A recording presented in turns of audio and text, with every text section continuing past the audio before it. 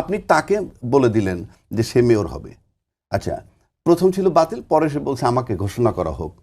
এটা সে চাইতেই পারে, সে বুঝা চাক না বুঝা চাক, ভুল হোক শুদ্ধ হোক, কিন্তু সেও যে চাইলো তার চাওয়াটা কিন্তু সঠিক হয় নাই, বরং এটা তার বিজয় ছিল এইটুকুই। কারণ আমি দেখেন দেলোয়ার হোসেন সাঈদী এবং সুধাংশু শেখর হালদার একই মামলা হয়েছিল নির্বাচনের পরে, এবং আমি লাকিলি ওই দিন কোর্টে ছিলাম যখন তার রায়টা হয় সুধাংশু শেখর হালদারের পক্ষে। তারপরে হার্ডলি 10-12 দিন ছিল সংসদ।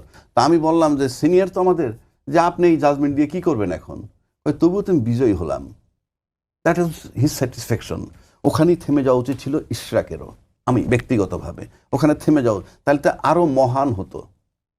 কিন্তু আজকে তার মেয়াদও শেষ। এমন যদি হইতো আরো 6 মাস মেয়াদ আছে, আমি আমার অধিকার আদায় করার জন্য তালা মারছি বা ব্লক করছি। 1, 2, আমি তো নির্বাচন বাতিল চেয়েছি, আমি পুনর্নির্বাচন চেয়েছি। আপনি এই কোর্টের রায়